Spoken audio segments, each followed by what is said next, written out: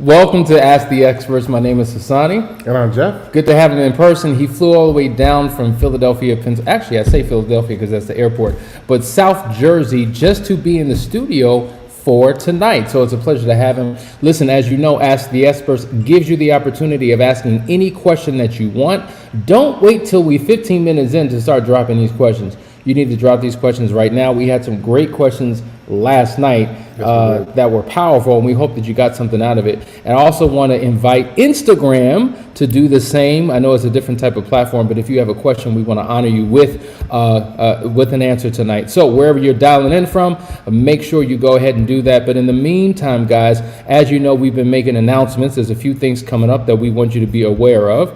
I guess we'll get to that question a little bit later. But Last Chance Weekend, we are now prepared to take new couples for the next one that's starting at the beginning of February the 11th through the 13th, the day before Valentine's Day. Can you think of a better time? Can you think of a better place to take your relationship to the next level? I cannot. So we're excited about that. So make sure you set up a discovery call. Reach out to us at 678-200-8996. This is going to be a light night if we don't get questions from you guys. So if you have a question, make sure you post them right now. Jeff, when you're talking to your clients and you're dealing with issues and situations, what do you find is a general trend that men are struggling with, or a question that they're asking that they need an answer to? It really is all about identity, right? So typically when I'm dealing with men, they are running through a midlife crisis of some sort. And there's a frustration. We use that word midlife crisis like it's a very common thing, but people really don't dig into what that means. It's really an identity crisis and not knowing who you are. It's having your whole life given to you by your society, by family, by church, by all that, and then you go try to live that, and you find out that that doesn't work. So then you try to conform to society in a different way, and that doesn't work. And at some point you wait, none of this was what I planned, none of this is what I wanted, and you arrive in a place, and in that place, there's pain and hurt and doubt and fear, and it causes men to do all kinds of weird things. One of those things is infidelity. So, see, it's so interesting because women historically have been more transparent about their issues, their insecurities, the things that they struggle with. And as men in this society, we've been taught to be strong, to be hard, to be made of steel. Don't complain, don't have any problems. If you're in pain, don't show it. So you would never know what men are really going through. But when men are alone in their own social space, they're able to open up in ways that they never would in front of their wives or their children because of the position they're forced to be in. When have you ever seen men cry in a group? Amongst other men? Amongst other men. All the time. Okay. Outside of our circles, just in normal society, when do you see a man just being willing to break down and cry? If a man does cry, it's tears of anger and rage because he's about to do something or just have done something. But I think in the groups that we're a part of, even in certain church settings, when it's like men's small groups, there's a level of vulnerability if they're in an environment where they can be open. But oftentimes men are very pretentious even in those spaces, and just like women kind of size each other up and in competition with each other, and she thinks you cute and look at her frame and why she wearing that and don't she realize where she at? You know how y'all do. Men do the same thing in our own way. Yeah, we do. The difference is I don't really see men outside of those specialized groups which are created safe spaces for men breaking down and being able to be emotional and actually tell the truth when they're doing it. Most of the time, men are stuck in silence and lies. And I mean, a lot of it, is through conforming to what they think they have to do to be a man without ever being taught what being a man is. Wow. And so men are still trying to figure that out. Yes. And they're looking to all the wrong places to get the true answer and definition of what a man is. It ends up in crisis, always ends up in crisis. They know more about what a male is, but there's a difference between a male and a man.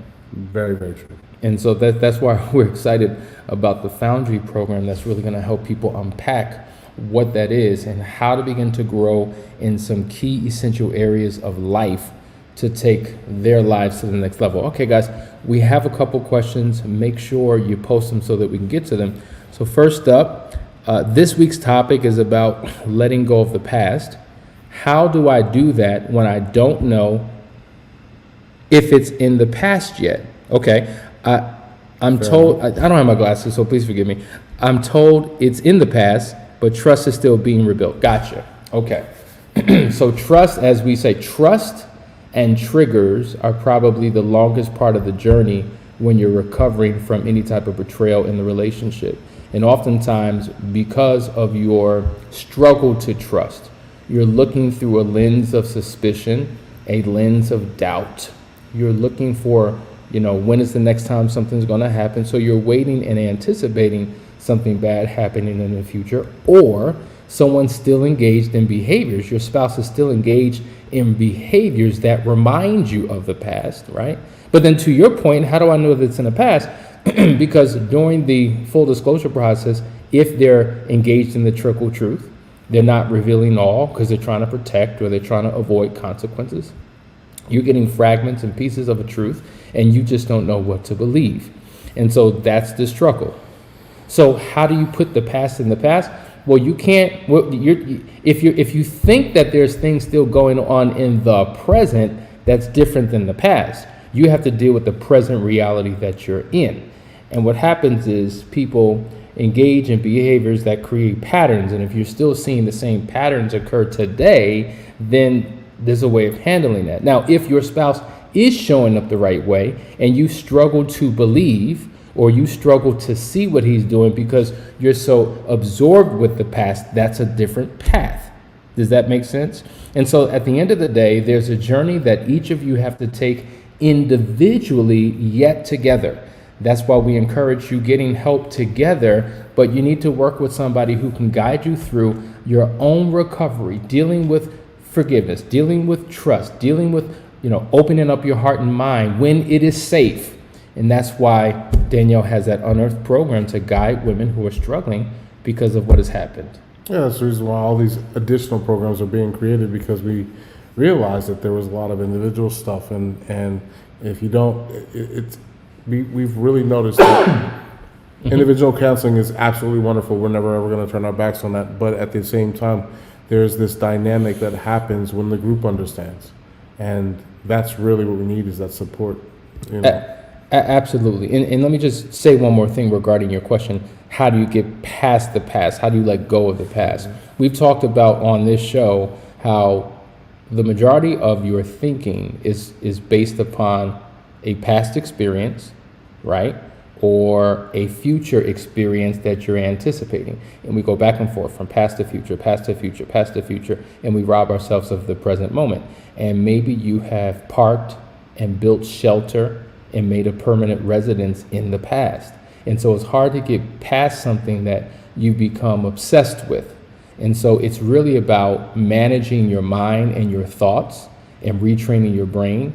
And that's why it's important to engage in a daily routine that sets your day the right way. We've talked about this, and we're going to talk about it with the men's group, the difference between living from the inside out and the outside in. Absolutely. The outside in living is when you react to circumstances, situations, and conditions in your life.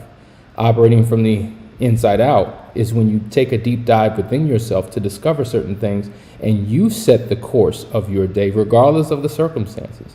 And so that's something to be said, and maybe you can intellectually get it, but then some things you have to go through the experience of doing it. And so when you go through that experience, now you got it. And so that's why we are always encouraging you, connect with someone who's done it before so that they can guide you through how to do it. That's exactly it. I mean, the problem with the past is it no longer exists. So it's a part of your imagination. The problem with the future is it's all your imagination. right? And since we're afraid of things that are no longer happening and might not ever happen, when you suffer from the non-existential, what do we call it? I was reading the Insanity. next question. And there you go. Boom. What he said. So when the boogeyman accepted. The difference is with this type of suffering of the non-existential, it's socially acceptable because everyone else is experiencing the same thing. Absolutely. But it doesn't mean they have to. Like, I've gotten beyond it. I know you've gotten beyond it. We create the world we want to live in. Even in our surroundings, even with the people we deal with, we have that option.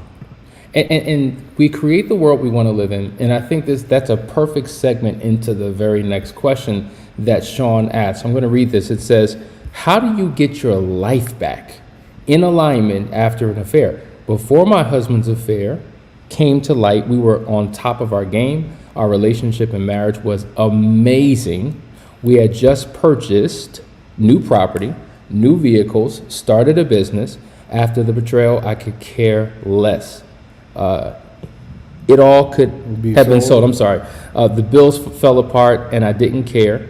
Now, while healing, trying to get things back on track, she's continued. Yeah, you left me a book, Sean, but I get your point. And so there is a season where, you know what, it's just like whatever. Like, real talk. A couple weeks ago, I appreciate you guys' prayers and support and care. I had COVID. Right now, many of us have had COVID. If you've had COVID, you're like, all I care about right now is what I'm dealing with. Everything else means nothing to me. I'm trying to breathe. I'm trying to get out of this pain.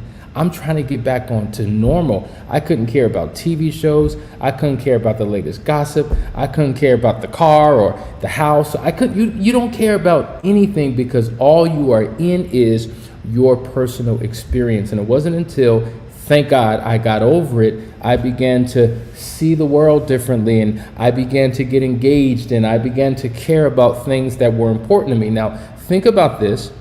In this journey of life, you got 3-4 lanes going down a highway. One is your personal life. One lane is your personal life. But then you have your marriage, that's a lane. Then you got your family, that's a lane. Then you got your business, that's a lane. Then you got all these things, those are lanes. And so even though in your personal life you've suffered a great blow and you've come to a screeching halt, those other lanes, right, the things in those other lanes are still moving forward. And so think about it. Bills don't stop because you're sick. Bills don't stop because you're in pain from a betrayal in your marriage. You still got to keep up with that, right? And so I'm saying all this to say I get where you're at. There are seasons when you don't care about a darn thing. And you're asking yourself, how do I get things back on track? Well, you can't necessarily wait for someone to come and rescue you back. And I think a lot of times that's what we're waiting for. Absolutely. It's going to take us digging ourselves out of our own pit and having a support system and having a system of accountability and having a pathway and like all the things you're doing, Sean, all the things that you're doing, eventually it's all going to come into alignment. It's all going to click and boom, you're going to be in a better place. But I will say it all starts, and then Jeff, you go in, it all starts with a decision. It's just like, now that I'm in, 2022, I'm like, you know what? For some of you, you don't care about, it's just another day, it's just another year. For me, I look at seasons and I'm like, you know what? I'm going to be in a new season and I'm going to be intentional for what I want for my life. Things may not be perfect, but I'm going to make some things happen. Even the Bible says in the book of Ecclesiastes, stop looking up in the sky, waiting for the clouds to go away before you do something. In essence, it's saying stop waiting for your circumstances to come into alignment before you do. Do regardless of the circumstances, because circumstances will have to bow to your will. That's because true. You made the decision. Yep, just got to design it out. Like, the good thing is you actually had everything before the affair, so you know what it looks like. Now, take the things that you didn't like about that, lay it all out, and start moving towards it again. That's it. Jeff, do me a favor. Can you read that? Yeah, what does it mean when a man says he hates you, is disrespectful, but then all of a sudden is super nice to you and gets jealous, but wants a divorce, he is very hot and cold? What does this mean? Oh, well, I know exactly what it means, because that sounds like me 12 years ago. Basically, what it is he's going through that same crisis. I'm telling you, that is that is the symptoms. It looks very manic depressive. Midlife crisis, has no idea what's going on. It's either that or it's guilt. It's one of those two things. It's either a true midlife crisis where everything's not going his way at work, or his design for his life just hasn't arrived at the place that he thinks it's going to go, doesn't know what to do, doesn't know where to go. And a lot of times when you don't have that guidance, that confusion is scary because you're stuck. It's a pit. You're like in a pit and you don't know how to get out of it. Everything you try does not work. And a lot of the people around you can't understand it because they're like, but your life is good. And you're like, but no, it's not. And your life is good. No, it's not. It's not good. So we try to put on the fake airs of it being good. And then we crack, and then all the bad stuff comes out, and then you go back and forth. It becomes very manic. Now, the other reason someone would do that is because they're feeling guilt and shame. Interesting. Powerful, powerful answer. Here's another question. I stopped communicating in our marriage because every conversation turns into an argument. Is there a way to start communicating effectively? And yeah, you know what? We say this all the time. Of the top 5 struggles that most couples have: communication, finances, sex, parenting, and in-laws. Those are the big 5. But to me, it all comes down to communication. And because couples can't effectively communicate, all those issues show up in all those other areas. And so, man, when you stop communicating, you're still communicating. You're still communicating even when you stop communicating, because everything you do communicates. And so the question is, how do you begin to start communicating more effectively? Here's the deal. It's a dance between you and your spouse, to be quite honest. Now, yes, we all have our own idiosyncrasies, inconsistencies, contradictions, faults and flaws, baggage, weaknesses, and stuff like that. And so you need to work on areas of communication that you struggle in. Maybe you have that pop-off spirit. You go from 0 to 100 real quick. You get mad all the time, right? Your hands go up. You're twisting your neck. You're rolling your eyes. You're doing all that. Maybe you interrupt. Maybe you lecture. Maybe you throw the kitchen sink at your partner, where you're coming up with every single issue and problem. Maybe you shut down. Maybe you're a verbal assassin. You need to figure out where your weaknesses are in communication and then improve them. Spouse needs to do the same, but then there's the dance between you two. Now, imagine taking a dance class. Like Danielle and I, when we went on our honeymoon, we went to Mexico. Right, so we were there. We figured, hey, we're on this resort. Let's take this, little dance class. I forget what it was, salsa or something like that. It was a struggle because I'm going first and she's going first. Our feet weren't cool. Everything was. We had to take classes throughout the course of that week to get our rhythm and our flow. And so the reality is, the way that I communicate with Jeff is going to be completely different than the way that I communicate with John or Bob or Bill, because they're different personalities. They have different ways of communicating. So I've got to learn what works here. And oftentimes in your relationship, it's not just your ability to articulate words that makes you a great communicator. It's knowing what you can say, what you can't, how to approach. What if he speaks 2 words a minute? And I'm just like, oh my God, would you please increase the way that you speak? I can't, like, you need to speed up. And then there's other people who are da-da-da-da-da-da, and it's just like, would you please slow down? I've got to learn how to communicate with this person versus that person, because it's different. It's a dance. And you've got to learn how to talk and navigate through conversations to come up with things that work so that you can have breakthrough conversations. So it requires you learning yourself and increasing skill, your partner learning himself and increasing skill, and then learning together how to communicate with each other together. I think that's what's key. And I just gave you a rat's nostrils worth of what it takes. This is why Danielle and I did a 5-hour masterclass on communication that you can find on our website, couplesacademy.org. Just go to the store page. It was the longest, most comprehensive one we did, because we knew that this is the issue that people struggle with the most. And there's levels to this game too. So you have to realize that when we're communicating, one, what is your intention? Are you trying to be right, or do you want to win? Because winning is different. Sometimes winning means I have to be a little softer in my tone, and instead of taking control. And so knowing what your intention and what you're trying to get out of. If you're trying to be right in a situation. The other thing about it is there's there's all kinds of things that you can learn: body language, tonal control, frame control, learning how to frame situations differently so someone can understand it in a different way. And these are all advanced level things that we cover in different ways when you're working with us. But at the same time, you can go out and research them on your own. There's tons of books on this stuff now. NLP, frame control.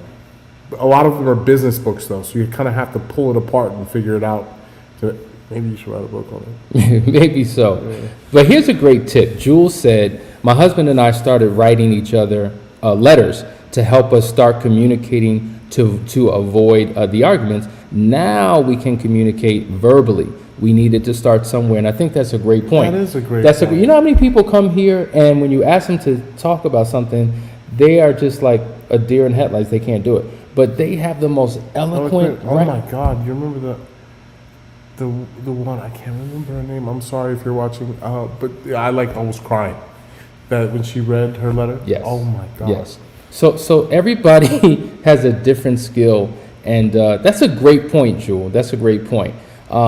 You just have to know how to effectively do it, and if that's where you need to start in order to have better conversations, do what you need to do that works. Let's go to the next question. My question this morning was, what happens when you try to live in the present, but the unfaithful partner continues to go and cheat and do hurtful things? Yeah. What do you do if you're trying to live in the present? Well, if you're living in the present, then that means you're paying attention to what he's doing. See, I don't want to confuse things. So if you're married to a person who's been unfaithful, there's been a betrayal, and he or she is no longer doing it, and they're trying to restore the relationship, but you can't accept anything they're presently doing because you're trapped in the past, that's a difference. That's a completely different thing than I'm trying to live in the present and let go, but yet my spouse is still engaging in this type of behavior. That's a complete, and this is why you have to hear what we're saying and apply it when it's appropriate. Don't just hear an answer and try to make it try to force fit it into your situation. Your situation may be different. So the way that you deal with that is completely different than somebody who's no longer doing it. Does that make sense? Yeah, intention is at the seat of this. When he's talking about letting go of the past, that's when the betrayer is actually trying to do the right thing and is showing all the intentional signs of doing the right thing, and not getting that forgiveness that is necessary. You're in a situation where you need to establish boundaries, you need to draw them quick, and if you're trying to save the relationship, you definitely need to get at least them into counseling with you. Absolutely. Yep. Absolutely. Evan 076, sign up for UnEarthed Program. Yay. Congratulations. It's filling up fast. So if that's you who's considering, should I do it? You should absolutely do it. Danielle is fantastic. She's going to give you something amazing. Another comment. Hello, currently working to secure counseling with Hasani. Oh, okay, with Hasani. I'm the betrayed, which occurred 6 years ago. Since the affair, our relationship has peaks and valleys. Should I counsel individually initially? So, if you're open to either or, we always encourage. So first of all, is your spouse also interested in counseling? That's the question. If your spouse is open to counseling, we would always suggest you should do couple sessions first. If your spouse is not open, then of course you need to do individual counseling, and oftentimes your spouse will come on board. So that's what I would encourage you to do. Reach out to us, set up a discovery call, and let's get this thing going. Another question, Zandra, good to see you. How does the betrayed deal when you feel like the unfaithful still hiding something regarding the other person that causes issues? Thanks. This is that trickle disclosure again. One of the hardest things for the betrayers to understand is that the whole truth and nothing but the whole truth is going to fix the situation. Transparency is key. I'm still having I understand it because I lived in the world and I was that guy. But now that I've actually walked on the side where like transparency is me and everything, I don't understand why people don't want to live a transparent life. Like, it's just so much easier. It is like juggling the lies and juggling the deceit took way more energy than just letting you see what it is. Yeah, that's true. But people have all types of reasons that stem all the way back to childhood. You know, there are deep, deep, deep issues that people struggle with that cause them to do what they do. That's why it's important to get help, guys. Because to live in a lie is to live in a prison. It is. It really is. And you are living, it's just like, who's the real you? We don't know who the real you is. And there's a freedom that comes with truth and transparency. Let me tell you. The next question. Is there any way to help your spouse when both of you have ADHD and deep depression? Wow. I guess my question is, are you getting help for those conditions? That's number one. Are you helping yourself? Are you working with somebody to guide you through beyond just taking medication? You have to understand this is a lifelong journey. Yeah. And in this journey, you should be going to the next pitch of your life. And so that means there's a commitment to the power of CANI, CANI, constant and never-ending improvement. If you're doing that, you're becoming the best version of yourself. Now, along with that, both of you have struggles, right? Well, man, you're doing what you need to do for you, and you're doing the best you can to support your spouse in their struggle. I think a lot of times people lack empathy and care and compassion, and it's just like, get up.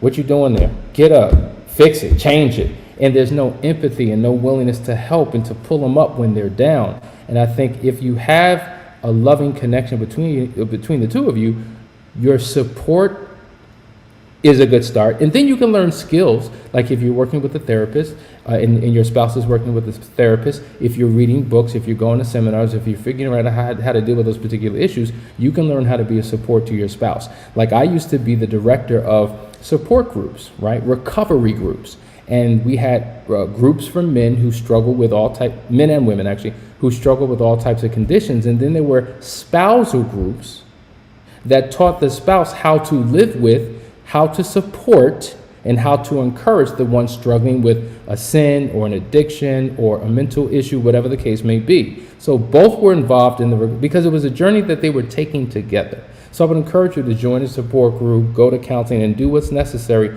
to figure out how to best serve your spouse. And then also, I would encourage you to look something up. If I had it with me, if I could pull it up really quickly, I would. But there's a book written by a psychiatrist talking about ADHD. He had ADHD as well. I have been diagnosed with ADHD all my life. ADHD is a gift. And when I read that book, it literally opened up a whole new world for me, which is why I can do certain things that other people can't do, because my mind can actually be on 12 channels at once where most people can't. That's what ADHD is. You actually take everything in when you come to the room, the feelings, the emotions, everything. And as far as the depression can be overcome. Wow, that's powerful. Let's go to the next question. My husband's midlife crisis made him pack up, leave his good job, leave his family, and move to another state. He's now an even worse alcoholic with no job. He said he doesn't want the marriage. So this is more of a statement of your situation. Listen, reach out to us. Let's have a conversation and talk through, what we can do to help you in that situation. And I will say, he's in a dark place. He's hurting. If this is where he's at, this is a clear example of somebody who's had a midlife crisis. Well, there's help for him, there's help for you, there's help for your marriage. And many people have come to us. We have a couple couples coming up that we're working with, and one of the spouses is definitely in a midlife crisis. And oftentimes that's one of the contributing factors to an affair or just behavior that compromises the stability of the family and everything else. But just as he or she got into that crisis, there's a pathway to get out. Yeah, sedation with alcohol is one of the biggest things out there. And then, him running away, that's another way to sedate. Hiding is sedation. Like my old mentor went through the same thing. He lost it all, almost broke his whole family up. Really? I was, yeah. Oh, yeah. And then I also had the same kind of issues with my wife. I was about ready to do some of those things, and I was about ready to leave. I really was, and I was deeply depressed. I was angry with my life. I was drinking all the time. I was drunk driving almost every night. Like literally, I was really at a bad, dark spot. He probably never heard the drinking part. I'm like, how I'm finding all this stuff But, out on live on a live broadcast? Well, I I'm don't transparent, know you, bro. man. We just never had the conversation. I'm being transparent with all these Who people. was in the car when you were driving drunk? I don't know. I had a lot of people. Who was in on the car when I was highway driving when you were drunk. driving drunk? Plenty of people were on the highway when I was driving drunk. Oh, we need to talk after Yeah, this show. but but you can get beyond all of that, but it takes someone. Every man needs a man. I'm telling you, like someone who's actually been through the struggle and had to find their way. And once they found it, like we have this rule one, I only listen to people that have what I want and been where I've been. Someone who's already done it. That's the key. They need to reach out and need to touch base with someone who's already been through it. Yeah, I agree. Listen, on Instagram, if you're just tuning in, this is Ask the Experts. Every single night at 9 o'clock, we have conversations where you can post a question and we give you an answer. And I think you guys are now hearing us, which is good. We have a number of questions. Do you mind hanging out a little bit longer since you're here? If you guys don't mind hanging out, we want to get through these questions. The next question is, how do you get your husband to be transparent? Woo. Well, maybe one of the things that you can begin to investigate and begin to know is, what is the root cause of his lack of transparency? You just talked about it's fear. Fear of what? So does his lack of transparency in his lie or lies stem from something that precedes you? Or does he feel like, I can't tell you because of your emotional reactions and I fear being honest for fear of what you may say or do? Like there are many contributing factors. And so I would probably try to assess that and then talk through and then create a safe environment and reward him for the truth, whatever that truth may be. And here's another thing. Sometimes people say, you know what, I can't even talk to my spouse about anything because every time I do, it doesn't go well. Every time I do, it winds up in a fight or an argument. Every time I do, then there's the threat of leaving or divorce or all of these consequences for being honest. And so it could shut a person down and keep them from being honest. I'm going to put this in a way that will make it a little easier to understand. The same reason why your children hide and tell you lies is the same reason why your husband would. They're afraid of the consequences of telling the truth. One of the things I did immediately when my children started down that path, because that's what their friends do, lie and hide things from their parents, I gave them a safety zone and a time, and I gave them a way to signal that they needed that time to talk to me about something.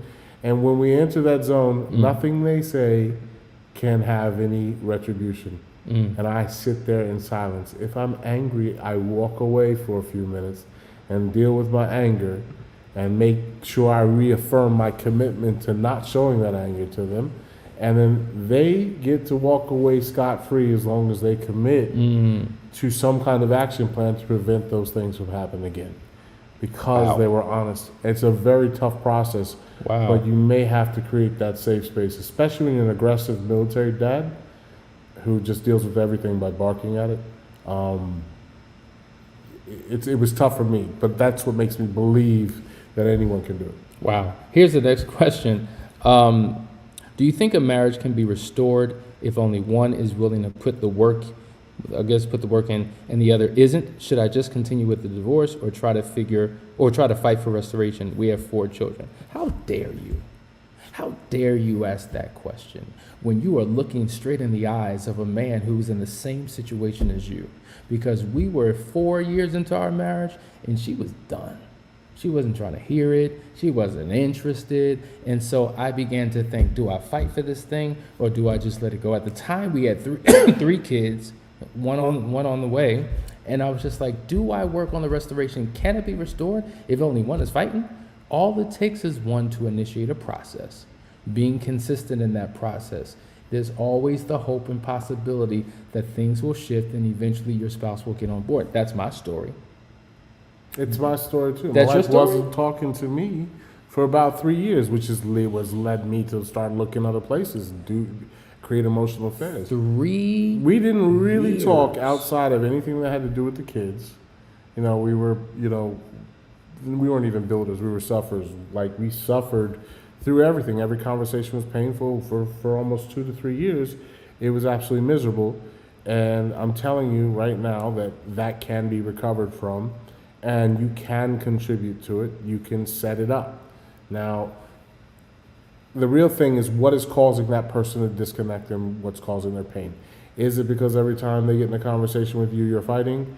Or is it that some ontological, and that's just understanding that his existence and who he is and trying to figure out who he is there some type of crisis in there going on? Like I said, this identity crisis thing just keeps popping up because it's a very real thing. And if they're going through it, you gotta remember, as a dad of 3 kids who couldn't always get the bills on time and didn't know what was gonna get cut off when, and couldn't work enough second and third jobs to cover all the bills, at some point I realized this is not what I want. You know, and at some point that became a deep depression for me. And at some point I wanted a divorce, I wanted out, and I just wanted to do something else with my life because all the pressure, several $100,000 in debt, the interest was accruing faster than was actually almost the same as my income. Wow. Okay. And then on top of that, like, you know, I've got Christmas coming up and the electric bill's getting cut off, and what can I do? What can I sell? Right? And so when you're going through those kinds of stresses in life, you know, I'm glad my wife wanted to work on the relationship, but until I got me figured out, I couldn't be anything for her. Does that make sense? Because if I couldn't get myself stable, I was so busy juggling this hat and that hat and the other hat and this hat and that hat and the other, and then she's saying, you're not giving me any time. And all I was trying to do is feed my kids. And so men need help with that sometimes because it can be figured out. Oh, I keep looking at the... You want to look right over there? Right there. That right camera. there in that camera right there. there. You got 25 cameras in here, man. Like, I don't know which one to look at. Let's go to the next one. Here's the question. I'm struggling with regaining trust after my husband having an emotional affair, which I found out about last March. I just can't seem to get past the hurt. Any suggestions? Now, you know, we've shared that, and when you read many of the books, it will suggest that it takes upwards of 2 years to truly recover or heal from an affair. That's when you're doing the work. And so the question I would ask is, are you doing the work? And what is the work that you're actually doing? Now, I don't want you to hear 2 years. I said up to 2 years. It doesn't take everyone 2 years. It could take some people far less. And the reason why they say 2 years is because you're dealing with that 1 year anniversary. That creates a trigger to kind of thrust you back into the hurt if you don't know how to adjust to that. But the question is, you're not going to trust. Trust won't just show up on your door and knock and say, hey, I'm here, right? The pain is not just going to go away where you wake up one day and boom, it's gone. It requires specific things that you have to do, and it requires your husband showing up the right way. Now, I did a video, I think my most popular video, over 2 million views, and it talks about the 8 mistakes that the unfaithful partner makes, right? And a lot of times, the unfaithful partner is making so many mistakes and they're not even aware. They may think they're doing the right thing, but they have no clue how it's hurting and it's triggering. And they're going to continue to make mistakes until they do their own research and have a thirst for knowledge to figure out, what am I doing wrong? What do I need to begin to do that's right to help begin to rebuild the trust?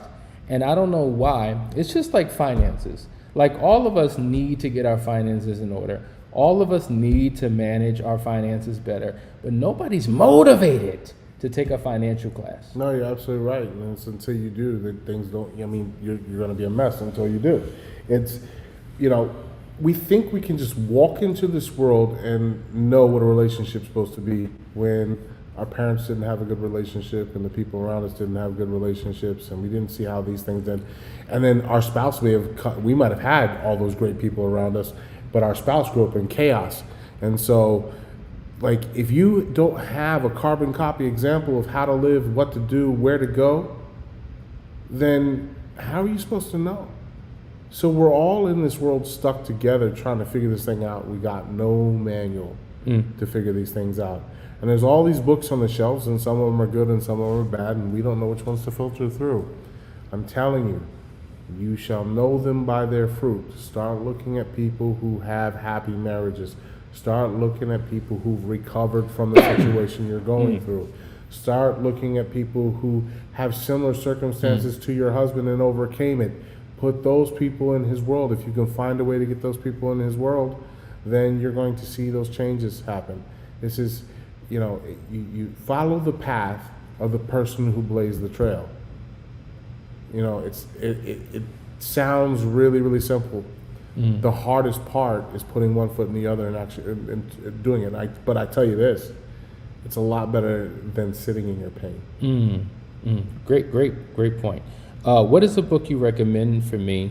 Something you feel I could learn from? Audacity of Marriage, 10 Principles of Lifelong Partnership. He has that one. It's Francisco. Oh, Francisco. I think he's on his third read. I just had to plug that. I knew he was reading it, but I had to Francisco, just join the program. We're gonna get you a whole book list, bro. I'll keep you busy for 20 years. What program are you talking about? We're talking about the Foundry. Oh, the Foundry. Forges later. The 12-week program for men? Yeah, that one. In that particular program, there's required reading, and then there's also recommended reading. Yeah. One thing about Hasani and Jeff, we love to read. We read too much. Woo! We love to read. So there's some great books out there, and there's some trash. And the one thing about it, when you're dealing with somebody who loves to read, they can save you a whole lot of time and money by not having to read trashy books. And then let's just say you love to read, and you're going to buy 10 books on a particular topic, and you're going to master it. Well, how long is that going to take? Like, real talk, if you're a doctor and you went through 5 years of schooling, you read many medical books and all these different things, right? So you've got your degrees, you've got your license, you're operating in your profession. And I say, you know what? I want to learn what you learned, and I take the same journey. It may take me 5 years to have the same amount of wisdom than if I asked my doctor a question and got an answer in 5 minutes. See, the thing is, a lot of times we waste a lot of time and a lot of money and go on all these different paths because we're picking up a great tip here, a great tip there, a great tip there, and then we're putting it all together, and hoping then that this is going to work. 25 bad tips mixed in and not knowing which one's which. Right. And then on top of that, Jeff, as I learned from you, there's a method, a process, a sequence to things. And you can do things out of order. Out of order, right? And it not produce the results that you're looking for. So there are some foundational things that you need, and then you build upon that foundation to get to the next level. So if there are 7 steps you need to take to get to what we would call Pleasure Island, and you read a book and it's talking about step 6, and that's where you're going to start, whoa, you missed the foundational things. And that's why it's important to join programs who were, people who've done the reading, been through the programs, gone through the coaching, years of training and experience and know-how. And they could tell you, nope, you start here. And then also, if you're reading books, stop buying books with fancy titles just because everyone else read it and liked it. Look at the author. Did they do it the way that they're selling it? If they didn't do it, there's so many books where I look these authors up and they made all their money writing books. I'm like, well, you have no life experiences. Well, I interviewed people. Yeah, I'm sure that's great. I'd rather read the actual experts who created it, who came up with it, even if I have to pull out 25 dictionaries to understand it, than read an author who wrote about another author who wrote about another author's author. Like, it's just insanity. Everybody out there is writing a book on a subject that they have no experience in living, that they've only observed. Knowledge, information can only get you so far. If you read a book by someone who hasn't done it, it's like watching kung fu flicks and going out and picking street fights. What an amazing analogy, right? Because if I could see it, I could do it. That's it. Wow. That's a bomb drop, but the producer's not here, so but you got it. Here's another question. How do I get my husband to understand the importance of getting consistent individual support in some form of therapy in order for us to rebuild our marriage? Here's the truth. You can weigh in too. Maybe your husband can't hear it from you. Danielle used to say again and again and again, XYZ. And I was just like, huh? XYZ. All right. XYZ. Why are you yelling? Then I heard a stranger say XYZ. And I was just like, man, that makes so much sense. All right, bet I'm going to do that. And then I do it. And then Danielle was just like, I've been telling you XYZ for the last 3 years. But I tuned a deaf ear to Danielle. I couldn't hear it because of where I was. I'll go a level deeper. Please do. The real reason? Rule 1. You couldn't hear it from your wife because that message was for you, but she wasn't doing it. People want to see people who've done it tell them. They could 25 people would give me the exact same message. Oh, you should buy this or do this or buy this or do that or get that. But the guy who's actually got it and actually did it and is showing me he has that manifestation in his life, well, that's going to be a whole different conversation. You know, a lot of people talk to you back when you were in the real estate game about, oh, short sales this and short sales that. Who did you end up following? The short sale king. This guy literally had it. He could show it to you. And this is true. You didn't listen to all the other guys. You wanted to go after that guy because he was doing it at a level that other... And I'm telling you, you want to find a way to get your husband? Stop trying to just get him counseling. Get him counseling from someone he respects. And look at his profile of what he desires in life. A lot of signals will be given out if you just pay attention to what he desires. And if somebody's got all of that and actually has been through some of the stuff that you guys have been through, then man, oh man, he's going to listen. The number one thing, and I'll stop after this, but the number one reason that guys end up in the program with me and doing the things is they literally said, dude, you're doing it. Now, there's some men that look at me and say, you know, I don't want what you want. That's great. But the thing about it is when you are doing it, you know, it's like learning martial arts from Bruce Lee. You can see he's doing it, so you get excited, even more excited about doing the work. Because now you can actually see the results that come from it, right? But if you're telling me to watch that film, like the same analogy I was watching, oh man, yeah, let's go fight out in the street like Jet Li. I'm gonna be like, nah, man. Like, just, like, I see it. I see what you're trying to tell me, but like, nah, bring Jet Li in the room and have him, I'm gonna teach you how to fight, and then we're gonna go fight in the street. I might get excited about that. Because it's Jet Li teaching me. Somebody that they admire, someone that they adore, someone that they can look up to, and someone who can fix their problems. Not just somebody with a piece of paper on the wall who's sitting there with their glasses on. That's true, because men have a resistance oftentimes to counseling, period. They do. They have all of these beliefs, expectations, faulty assumptions about counseling, and why I'm going to listen to somebody else tell me how to live my life. But when they do have a respect for, that's part of it. Because I've had people who've had respect for me and still didn't do it because they had other issues. But that's certainly a step in the right direction. And so sometimes we're all motivated by different voices.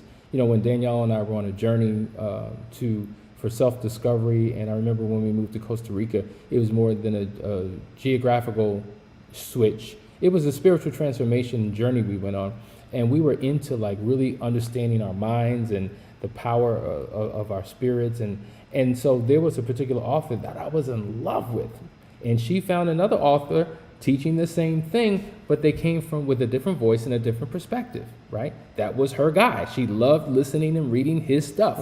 I loved listening and reading something else, but we were in sync. And so we would share with each other what we're learning and reading from the other person. And it built, right? It built on top of what we were doing for ourselves. And so sometimes you're motivated by different things. Like, listen, maybe I'm a Creflo Dollar guy. Maybe you're a TD Jakes guy. They both teach the word, but they teach it differently, right? Different things resonate. And so to your point, it's about finding somebody that you can respect. Yeah, that's true. There's a couple more questions, and then we're going to wrap this up, guys. Read that for me, Jeff. What if the unfaithful is showing up, being honest, etc.? I get the patience for the unfaithful, but how does it help the marriage if the faithful is still stuck? I was Special Forces Navy, so anger, etc. So you just identified for me As a vet, I wasn't a SEAL or any of the things that you probably were, but I was Special Ops Army. And so when you say anger, all these other things, when you bring that up right there, you are answering the question you gave before. The reason why you're stuck is because of the anger, etc., right? You haven't dealt with that part of you yet, and so that's where this is going to be the problem in the relationship. All that needs to get dealt with, bro. I know what you're experiencing. I'm an angry dude.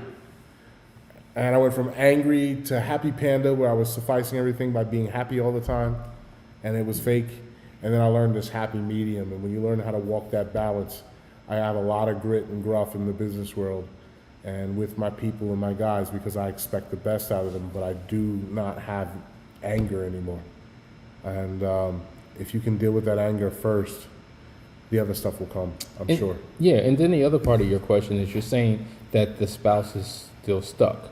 And what if you're showing up the right way, you're doing everything, right? And so that's a struggle, that's a challenge sometimes, because the unfaithful partner can literally make a legitimate shift and change and start doing the right thing. But the betrayed spouse questions the motive and the, well, why are you doing the right thing? Are you doing it just because you want to save this marriage, so now it's about you?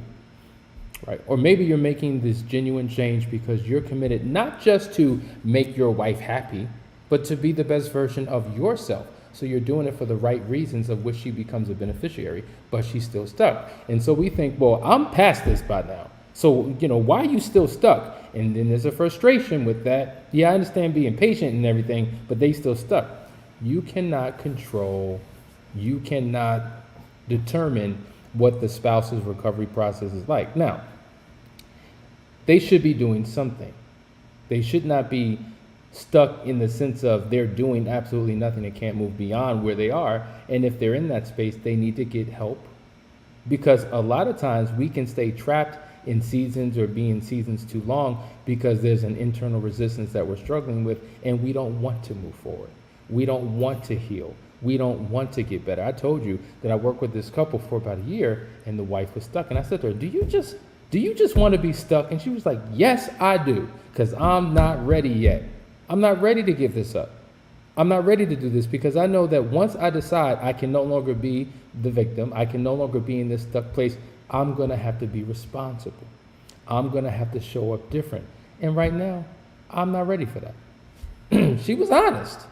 And it spoke to the truth. She wasn't ready. She chose to be in that position because of how it benefited her, even though she was still stuck in her pain. And so doing the right thing is a part of the equation. There are other factors involved to get you both in alignment, but we typically see how in this journey, one spouse is actually traveling at a much more rapid pace than the other, and they're frustrated because the other one won't come along as quickly as they would want them to. So this is why I say it's a dance that you two do together, and you got to know how to flow with, how to slow down sometimes, how to encourage in a loving way for them to possibly speed up, and what does that actually look like, and how can you contribute to it? Because your anger and all those other emotions that you may be expressing could contribute to her putting the brakes on things, because she doesn't trust, she doesn't feel safe, she doesn't feel secure, she doesn't know what a future looks like with you. There's so many things involved in that process. Hope that makes sense. You know what, guys? I want to be respectful of your time. It's almost an hour, but I hope that you got something out of the show. I'm going to take these next questions and prepare them for our next episode. I hope that you enjoyed what you heard here today. There's a lot. And we want to make sure that you're not just hearing this information and it's going in one ear and out the other. We would encourage you to really meditate. Sit down, listen to it again, take notes, reflect. There's a lot of stuff that you hear, but zone in on a particular thing and get soaked and saturated into that particular thing until you experience breakthrough in it, and then go to the next thing. But for those of you who are watching, if you are a woman and you are married to a man, they need to sign up for Foundry.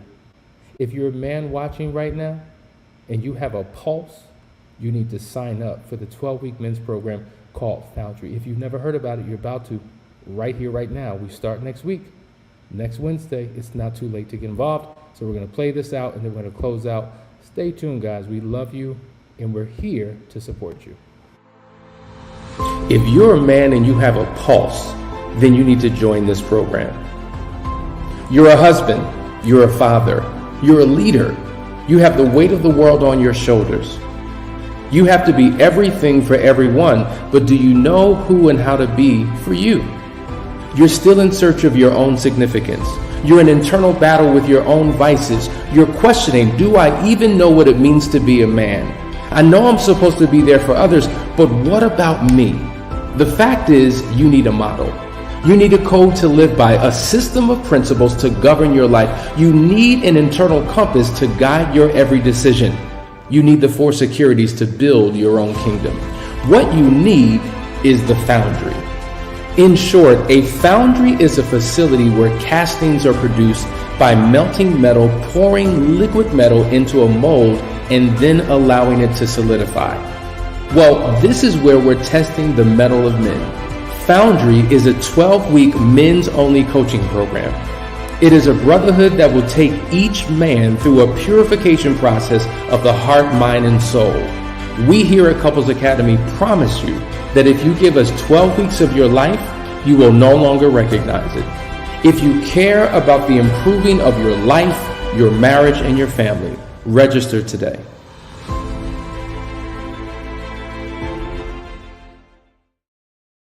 That's the Foundry program. That is a program worth joining. So listen, we love you guys. It is Thursday night. We will see you on Monday night. But until then, have a great weekend. Connect with your spouse and love on them the way they need to be loved. Take care.